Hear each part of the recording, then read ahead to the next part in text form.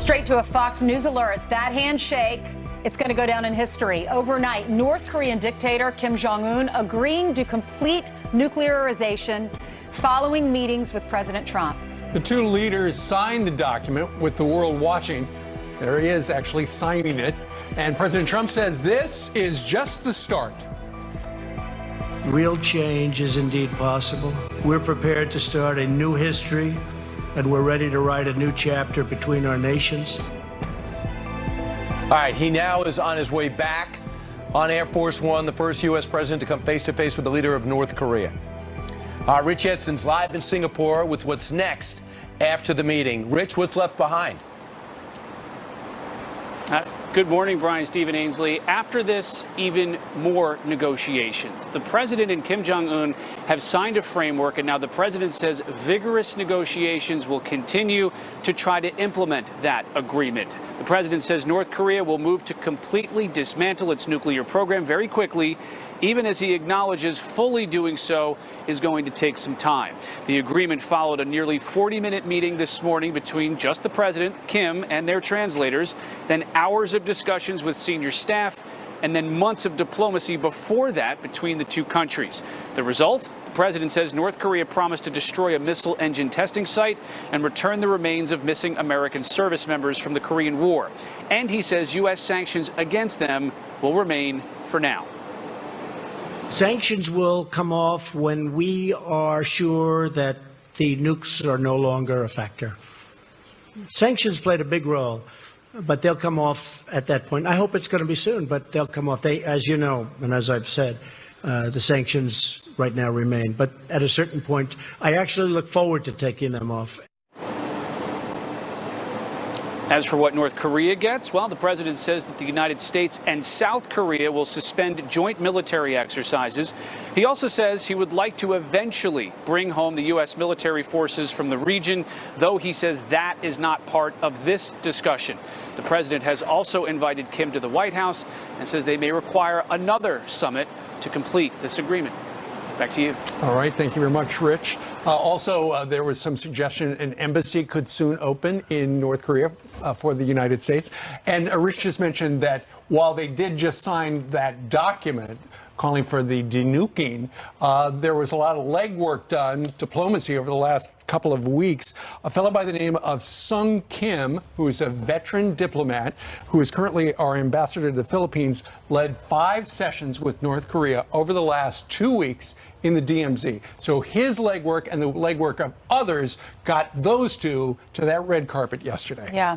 Well, there was a reporter in the audience this morning at the press conference at 4 a.m. that asked him, what happens, Mr. President, if they don't denuke, if they actually don't follow through with their promises? And he said, I thought this was very presidential of him and diplomatic of him to say, he said, I don't want to go down that road. I don't want to pose threats. Let's don't think negatively. Let's don't go down that road. Let's just hope that he says, I truly believe that we will work together and get a deal done. Don't have the word irreversible. Don't have the verification system yet. It commits to work towards complete denuclearization. Unlike other sessions like this with major international impact, this is the beginning where there's a formal signing. It's not the end. Even if you see some of the video of Gorbachev and Reagan signing things or Bush and Gorbachev signing things, there's huge books. These are small because this is a start, because both sides don't trust each other. Brian? I mean, you had a whole country being told since their entire existence that we are the evil empire. So it's going to take a lot of deprogramming on their part. I understood when Kim Jong-un left his country, that was the first time his country was informed where he was going and what he was up to. That's why a lot of analysts, to your point, Brian, were saying, I hope he doesn't smile a lot when he's shaking the hands, because he could take that video, Kim Jong-un, and use it as propaganda in his country. And I noticed the president he didn't smile. He was very stoic and very measured. Now, Sean Hannity, before that press conference at 4 in the morning, he got a one-on-one interview with the president. First time since they signed that. And he was on our show talking about that a little bit and sent some clips over, because he's going to run the full interview tonight on his show at 9. Here is one of the clips from that interview talking about the president and denuking North Korea. I just think that we are now going to start the process of denuclearization of North Korea. And I believe that he's going back and will start it virtually immediately. And he's already indicated that. And you look at what he's done. So we got our hostages back, but they've blown up one of their sites, one of their testing sites, their primary testing site. In fact, some people say their only testing site. They're getting rid of a missile, which isn't in the document that was done afterwards. They're getting rid of a missile testing site. They're doing so much now. So it's a process, and it's really moving rapidly. And one of the things the president was asked during the press conference in the 4 o'clock hour, why should we trust them? Because we've done deals with North Korea in the past, and, they wound up faking it, taking the money and running and still brewing up those things. He said this time it's different, a different process and different leaders. The president also said, famously, in the last 48 hours, that he can size somebody up within the first 1 minute. And clearly he did with Kim Jong-un when they stepped together and then went behind closed doors. Here he is telling Sean Hannity about what happened. In the room alone, and then the subsequent talks with your team and their team. How honest, how brutal, what was said? Try and bring people into the room. So we got along very well. We got along from the beginning. We started off, he and myself and 2 interpreters, and from the beginning we got along. I've made the statement, and I've said it before. I've said it about a lot of different kinds of relationships. You can almost tell right at the beginning. Did you tell at the beginning? What was that first minute? No, I felt very good at the beginning, and I talked about we have to denuke. This country has to be denuked, and he understood that. He fully understood it. He didn't fight it.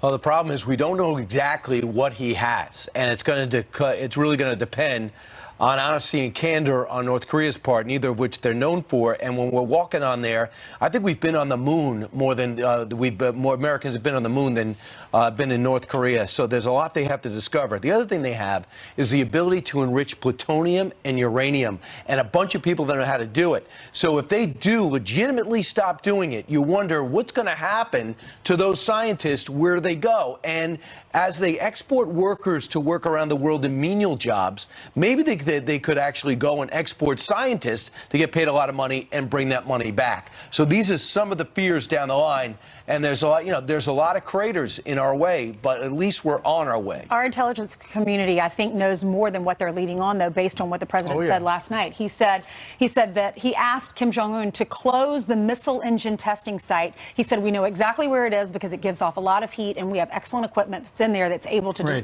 determine where these facilities are. Right. And keep in mind, at the negotiating table, you've got Mike Pompeo, our current Secretary of State. Good point. Last job, he was the top spy in the world, so he knows where all that stuff, at least he knows what the conventional wisdom in the intel community is regarding where these things are. The other thing is the President of the United States was very clear when he was talking a little bit about Otto Warmbier, and he apparently they did talk a little bit about him, Otto, with Kim, and that particular case really focused the world's attention on North Korea and what a brutal dictatorship it was. And this is what the president said regarding Otto, who died when he came back to the United States.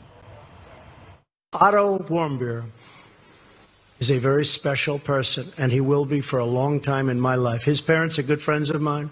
I think without Otto, this would not have happened. Something happened from that day. It was a terrible thing. It was brutal. But a lot of people started to focus on what was going on, including North Korea. I really think that Otto is someone who did not die in vain. I told this to his parents.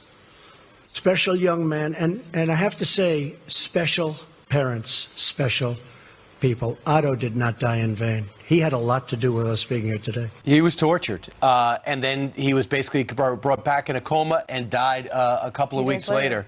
And the world no longer was like whether you like the United States or not. Everyone knew this is a college kid that didn't deserve to be in prison, let alone lose his life. to a brutal regime who had no problem doing it, even though we are a superpower. And that was where the rubber hit the road for many. Well, if the president does sit down with him again, or Mike Pompeo sits down with his counterpart in North Korea, I hope that they do ask more questions, because we're all wondering, you had these 3 hostages that came home safely.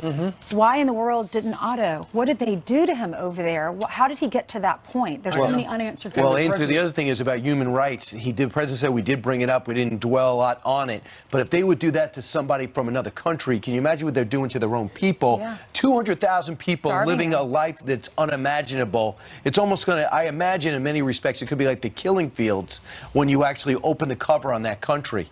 Well, the headline this morning is they have agreed to pull the plug on the nuke program. We don't know a lot of the details, but nonetheless, it is historic because our president sat down across the table from somebody who runs North Korea, and that is a first. Yeah, another reason why we're glad to live in this country where it is safe. All right, let's hand it over to Jillian, who has some more headlines for us. Jillian? That's right. Good morning to you. And let's start with a Fox News alert. President Trump's chief economic advisor is recovering from a mild heart attack.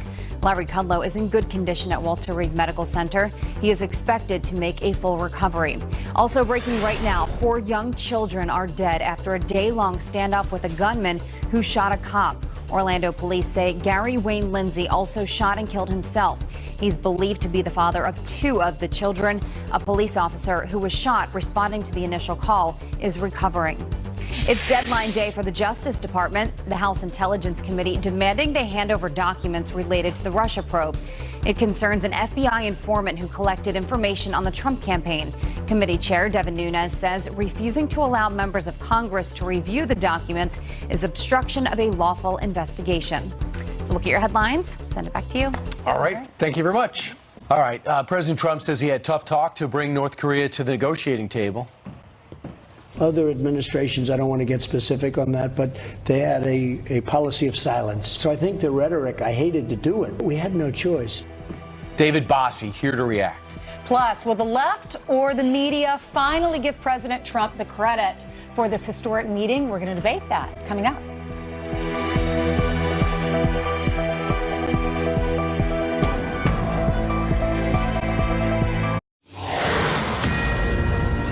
From fire and fury to this historic summit, President Trump weighing in on that tough rhetoric that finally brought Kim Jong-un to the table.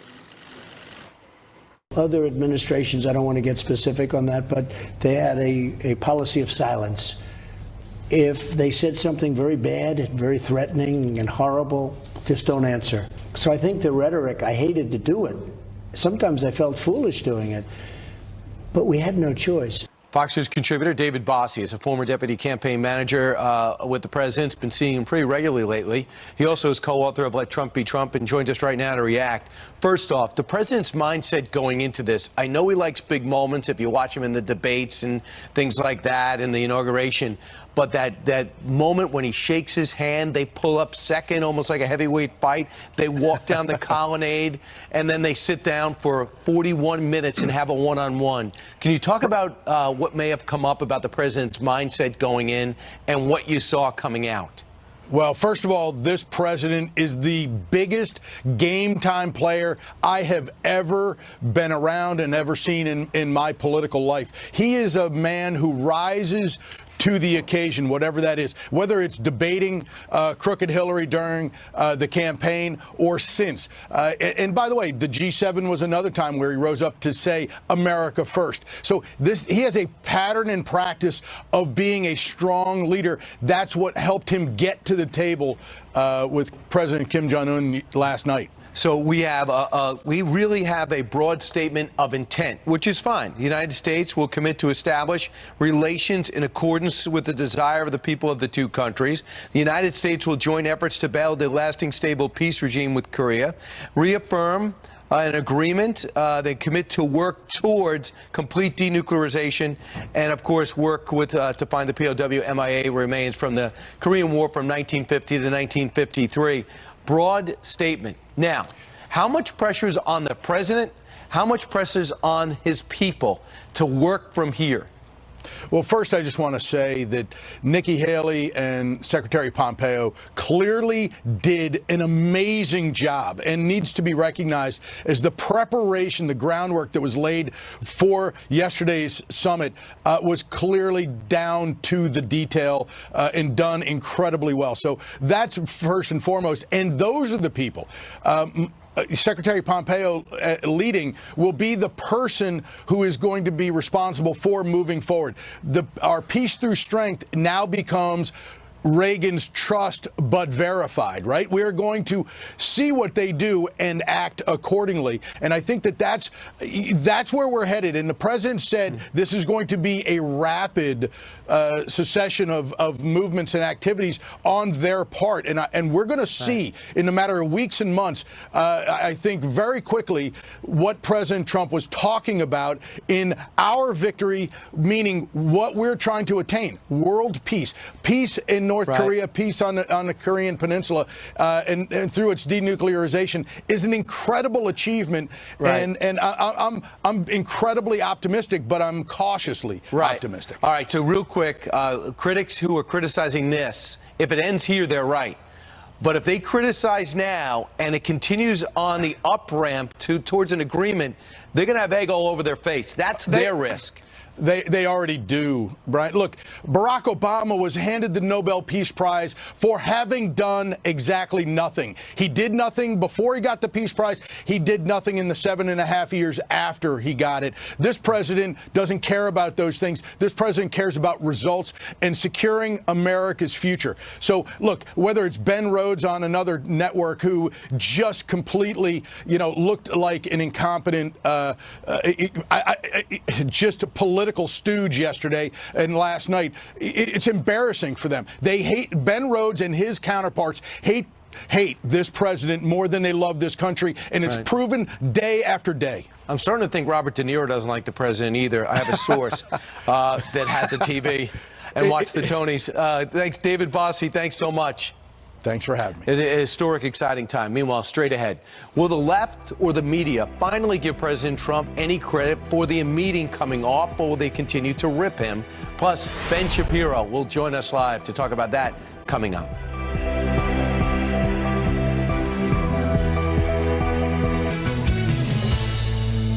Hope you're having a good morning so far. Welcome back. We will have the latest on the Singapore summit in just a few minutes. But here's a look at some of the other stories making headlines. House lawmakers will begin voting on a series of bills today aimed at fighting the nation's deadly opioid crisis. Many of the proposals have bipartisan support and address the distribution of prescription drugs, speed up research on non-addictive painkillers, and make treatment more readily available. And we could have a verdict in a blockbuster antitrust trial as soon as today.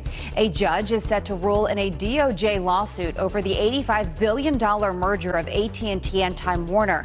The Justice Department says the merger would hurt consumers by raising prices. Ainsley? Thanks, Jillian. Well, he is the first sitting president to ever meet with a North Korean leader. But will President Trump finally get the credit for this historic milestone? Some of the press would say he's meeting with them and therefore he has a major loss. I said, since when? And, others wanted to. It never worked out. It probably never could have worked out. But we really have gotten a lot.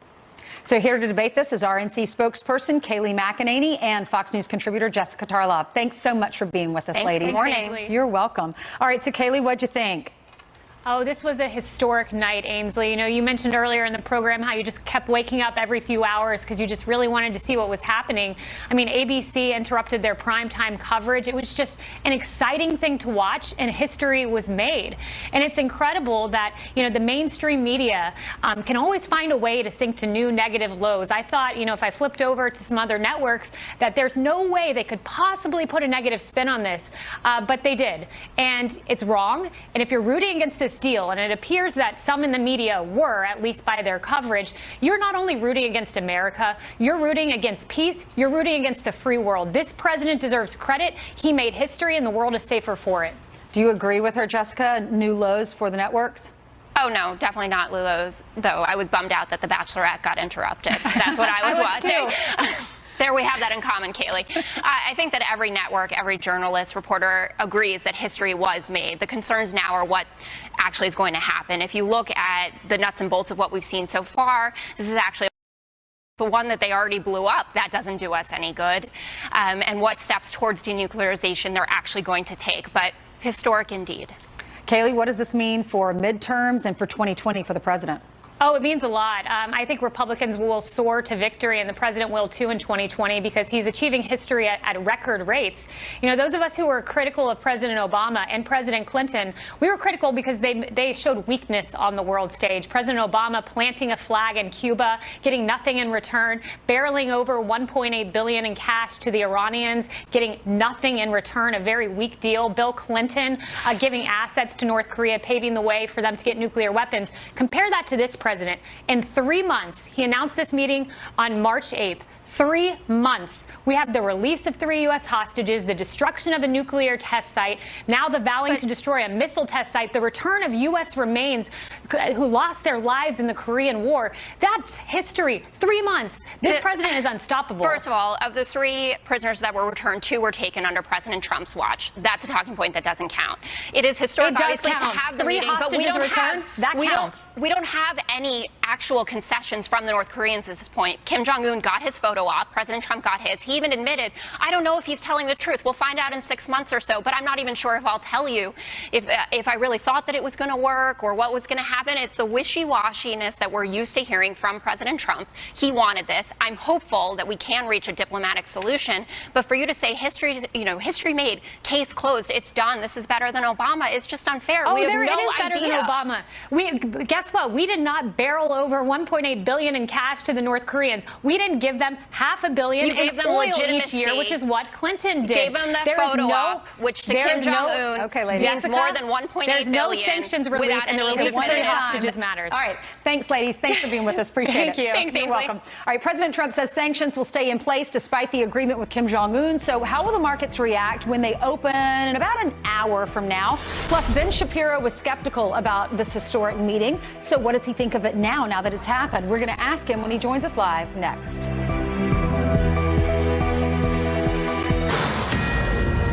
I just think that we are now going to start the process of denuclearization of North Korea. And I believe that he's going back and will start it virtually immediately. And he's already indicated that. And you look at what he's done. So we got our hostages back, but they've blown up one of their sites, one of their testing sites, their primary testing site. In fact, some people say their only testing site. They're getting rid of a missile, which isn't in the document that was done afterwards. They're getting rid of a missile testing site. They're doing so much now. So it's a process, and it's really moving rapidly. Okay, rapidly is good. That is an excerpt from Sean Hannity's interview, exclusive cable interview. You'll see tonight, 9 p.m. Eastern Time. Let's bring in Ben Shapiro, editor-in-chief of the Daily Wire, syndicated columnist and the host of the Ben Shapiro Show. Ben, good morning to you. Good morning. Hey, how are you? Well, we saw some history. First time an American president has ever exchanged words with any leader from North Korea. Now they start the detail light process of denuking North Korea. What's your major concern? Well, a major concern is that if you thought of the flag that was next to the American flag as a Nazi flag rather than a North Korean flag, then I think everybody would see the concern. This is a slave state with 25 million prisoners and a gulag system, hundreds of thousands of people wide. The president's praise for the dictator of North Korea was disquieting, and here's the reality. Diplomacy is a tactic. It is not an outcome. And the triumphalism that seems to be appearing in so many places this morning, where everybody's very excited that President Trump met with Kim, that's not justified by the outcome yet. Okay, maybe it will be. Maybe President Trump actually got some serious concessions out of the Kim family. But that would be the first time, because virtually every other president has failed in doing that. And the piece of paper that got signed yesterday is frankly weak. I mean, this is not a strong piece of paper. If what Trump says in that interview with Sean is exactly correct, then we'll all be celebrating. But I want to wait to see if that actually ends up being correct, because there's no history of this family ever having not lied to the West.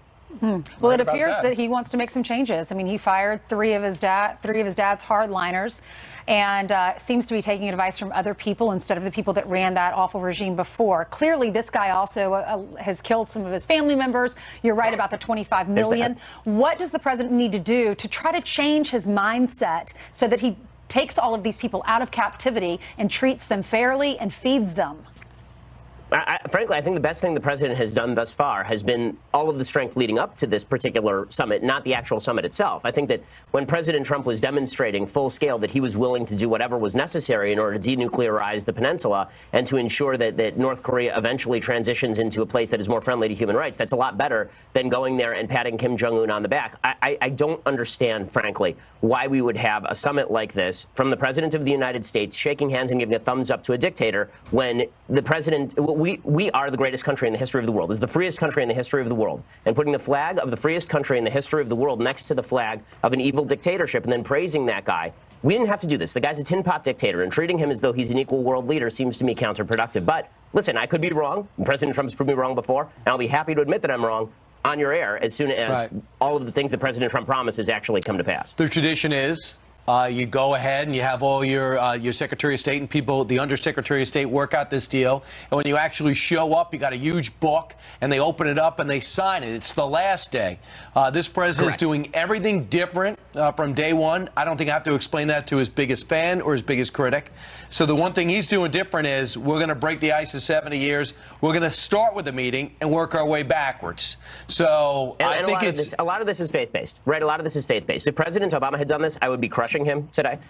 President Trump has done this, and we're going to have to see how it comes out in the wash, because the fact is that President Trump has not been as weak in negotiation, not nearly as weak in negotiation as President Obama was. So the outcome is going to determine whether this was a historic turning point or whether this was a debacle. Well, he was asked during his press conference a question regarding, what if they don't really, you can't verify, they might cheat, stuff like that. What are you going to do? And he said, I'm not going to talk about that right now. He said, I am willing to do anything to save the lives of 30 million people. So his heart is in the right place. But you're right. The verification thing is still a vast gray area that we do not know how that's going to work. Exactly. And my feeling here is that, again, the president could have said all of these things without necessarily going and being so kind to Kim himself. But maybe the president is right. It's possible. He always obviously bases these sorts of negotiations on personal relationships. He feels that he's forged a good personal relationship with Kim Jong-un. Again, I'm deeply skeptical that Kim Jong-un and President Trump are going to be besties and that this is going to suddenly change the world. But I'm happy to be proved wrong. For the 1,000th time with President Trump, I'm happy to be proved wrong, but I can't be super optimistic in seeing what I'm seeing when the president is praising on stage a guy who is as evil as this guy. Then what do you think really happened to Otto Warmbier? The president said he didn't die in vain, that we wouldn't be at this place if the world had not seen what happened to Otto. What do you think really happened to him? He was beaten to death. He was beaten to death by the North Korean prison guards. This is, and the North Koreans, it's a brutal dictatorial slave state. Why did they do that to him? Why the other three came back safely, and now his family, they're left to wonder, why did you do that to our precious child? Yeah, I wish I had some sort of vision on why that happened, but if the president really wants to make sure that Otto Warmbier didn't die in vain, then I think that it is incumbent on him to be as harsh as humanly possible on the Kim regime, rather than hand-holding and patting and giving the thumbs up. I don't think he deserves the Trump thumbs up yet. Being that there's such a bizarre country in North Korea, the president's always said, and Lindsey Graham has backed him up and kind of said it, one way or another is going to get solved in his first term. So either it's going to be the peaceful way or it's going to be through conflict. This current situation can no longer exist. The status quo doesn't work. And they need to understand that military threat. Do you buy that? Well, I think they certainly need to understand the military threat, which is why I hope that the president's words in the last 24 hours about ratcheting down military exercises, and he even made some comments in his press conference about pulling troops off the peninsula. I think that's actually the exact opposite of what we ought to be talking about with regard to North Koreans. The reason they're coming to the table is because President Trump is a guy with a fist inside the velvet glove. And if you take away the fist, I think all that's left is an empty glove. I think he said that the war games were going to be on hold and the troops in South Korea will stay for now. Right. But stay tuned. Yep. All right. Ben, thank you very much. Ben. Great hearing from you today from L.A. Thanks, sir. Let's hand it over to Jillian, who has some more headlines for us. Jillian? That's right. Good morning to you at home as well. 2 teens right now are under arrest after police foil a plan to carry out a deadly terror attack at a high school prom. 18-year-old Michael Coleman and an unidentified 17-year-old found with a semi-automatic rifle at a Virginia Beach hotel where the prom was taking place. The suspects have no affiliation with Bayside High School. Police started watching them after they bought prom tickets. In just a few hours, accused leaker James Wolfe will appear in a federal court. The former Senate intelligence staffer will be charged with lying to investigators about his contacts with reporters. Wolfe turned himself into the FBI as part of an ongoing investigation into government leaks. Former President George H.W. Bush is celebrating his 94th birthday today. He will relax at his home in Maine just days after being released from a hospital where he was treated for low blood pressure. Several of his children are in town to celebrate, including former President George W. Bush, and we certainly wish him a happy birthday. Oh, we always do. Yes, thank you. All right, coming up on this Tuesday, President Trump says sanctions will stay in place despite the agreement with North Korea's Kim Jong-un. So how will the markets react when they open this morning? We're going to find out from an expert. And our panel is back to share their final thoughts on the historic summit and what has developed since both leaders have left Singapore.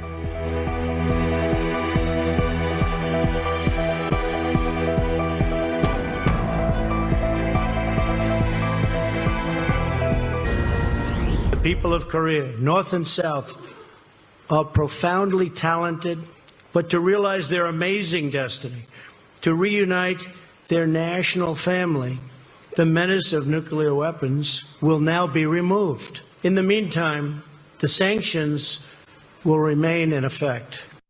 There you've got President Trump just about 4 hours ago making America's message to North Korea very clear. Sanctions in place until the nukes gone. Here to weigh in on this is Christina Parts-Nevelis from the Fox Business Network. She joins us and just joined the Fox family a few weeks ago. We're so glad 2 months to have ago, you. 2.5 months ago. All right, well, 8 weeks ago. Okay. Still new, still new. Good morning. What's your reaction to the sanctions are going to stay? They're going to stay in place. How's Right, and this is something that these sanctions have been in place for over a decade. You have a population of 25 million, the size of Pennsylvania.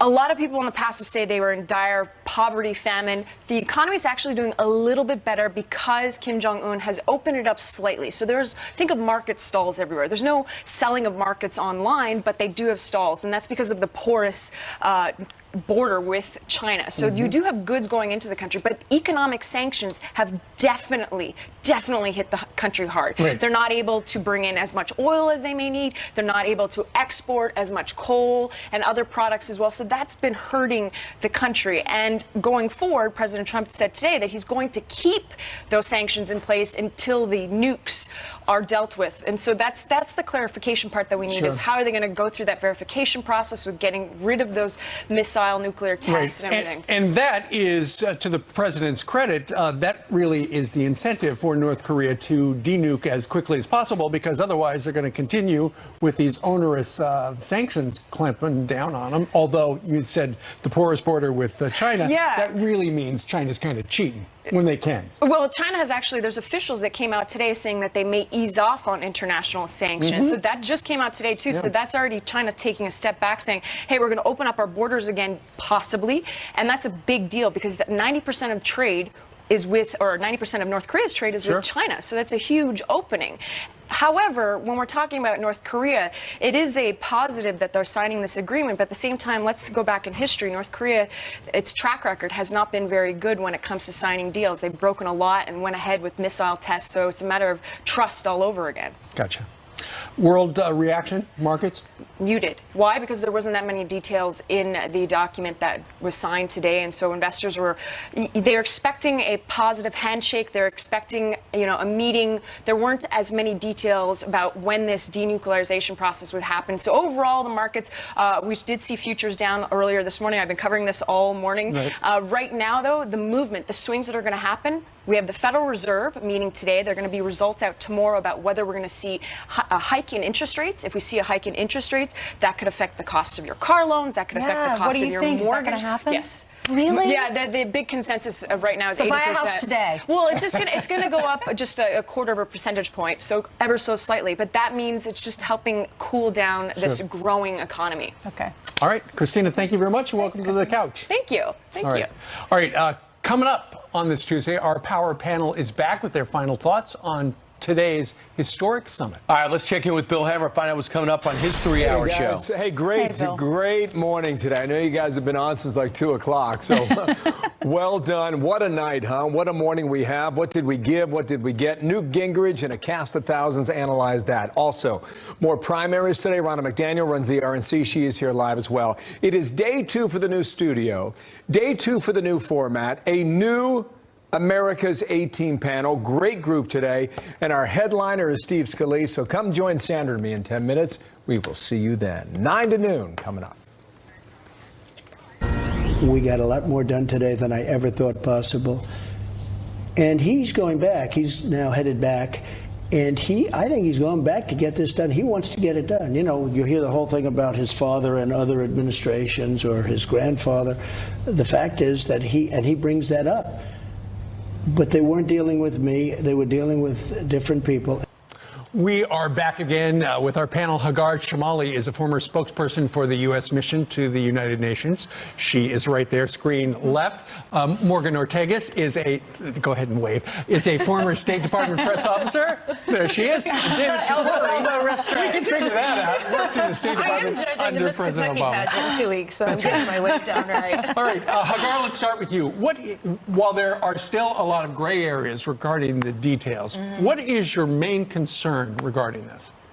My main concern is that the details haven't really been worked out yet, right? So this is an important move. It's a big deal. It's significant. It's historic. But we don't really totally know what we're getting in exchange yet, right? I think we've done this backwards, right? President Trump has approached this like a businessman, not a statesman. So he's made a commitment, as often two CEOs would, and then they're going to let the experts hammer it out.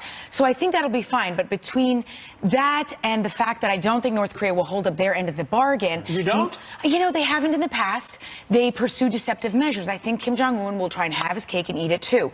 And that's not unlike Iran, Syria, North Korea, all these bad guys, they try to do that. However, the United States has always an ability to monitor these things, and we can slap more sanctions in a moment. Morgan, I think the president's under the impression that Kim Jong-un is going to do something right away. So to relieve the sanctions, or they have a wink and a nod deal, do you sense there's going to be something there? There's going to be a big pullout or a retractor? We've seen the explosions. They're not impressive. We're not buying it. So we have to see something being dug up, Libya, Ukraine, or South African style, don't you think? I totally agree. I think we need some sort of good faith action over the next month before we make any concessions. And remember that the North Koreans are the one who made the concessions to get to the table by bringing back the hostages and by stopping the testing, which I think it's been around 7 months. So I think, you know, some of the things that the president put on the table, like potentially scaling back our military activities in South Korea, or even our troops, that part is concerning for me, not as it relates to North Korea, but how it relates to China. So everything is about what are our missions and capabilities. They don't want our presence there. I mean, they would love the exercises to end. The big battle here is going to be over the South China Sea continually. And the thing that we're not talking about, which we alluded to, I think, Stephen, very early in this morning, is we're not talking about the biggest thing, which is even bigger than nuclear weapons, which is what happens in cyberspace. And that's where the North Koreans are incredibly sophisticated, one of our top 4 adversaries. So I'm worried about nuclear weapons. I'm more worried about the cyber impact.